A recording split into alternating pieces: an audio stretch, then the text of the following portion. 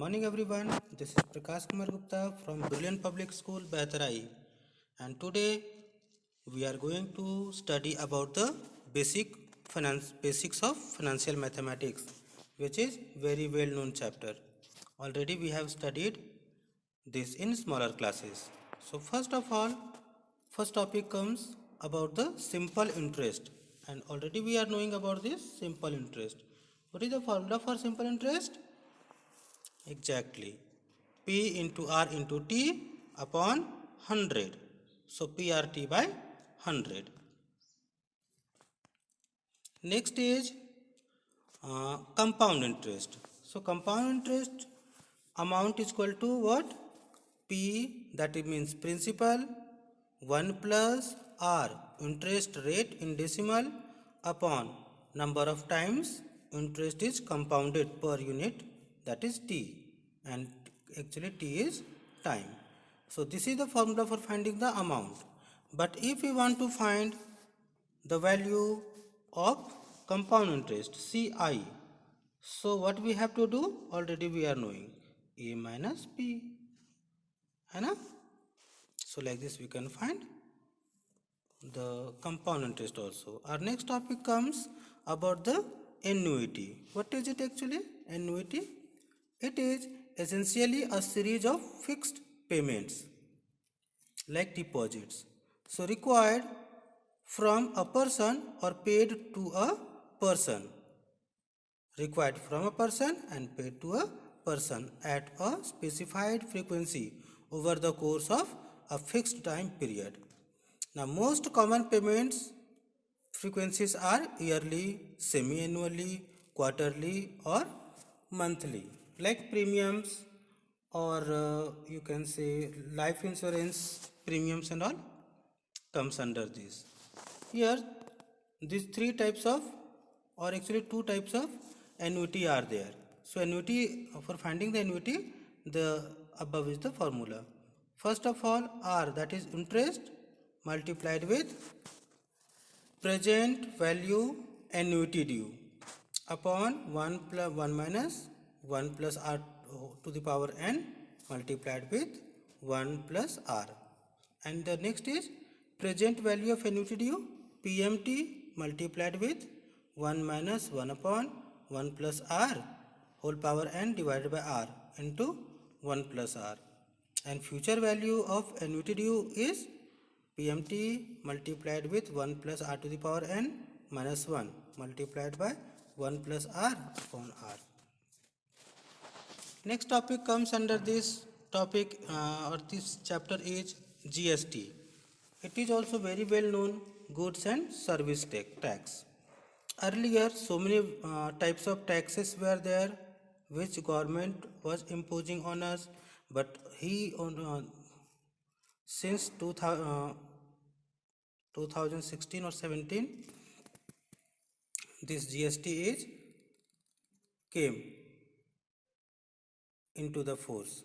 Actually, all the taxes are merged with GST.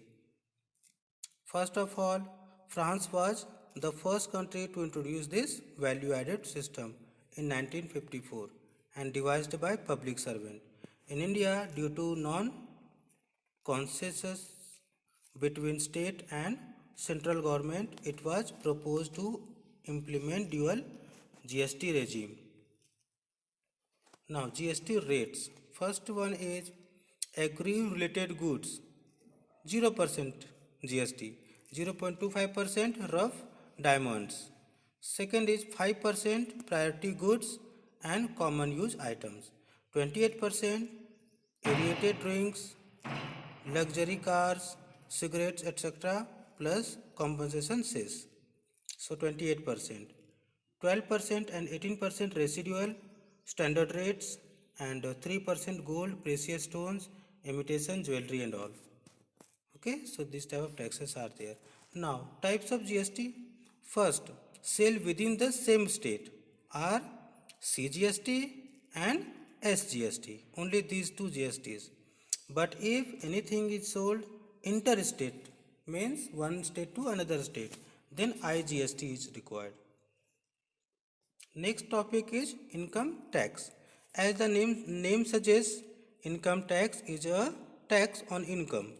The Constitution of India empowers the central government to levy tax on all income except agricultural income. Accordingly, income tax is levied on all income of residents and on income earned received in India by non-residents in accordance to the provisions of the Income Tax Act 1961, subject to notifications and circulars issued by the CBDT and Finance Acts. So under this income tax, one slab is given to us. Different slabs are there, and it is changing also every year. Income slabs are there, and this is especially for below 60 years. Up to 2.5 lakh, no tax is to be given. But if it is 2.5 lakh to 5 lakh, then 5% amount exceeding the 2.5 lakh.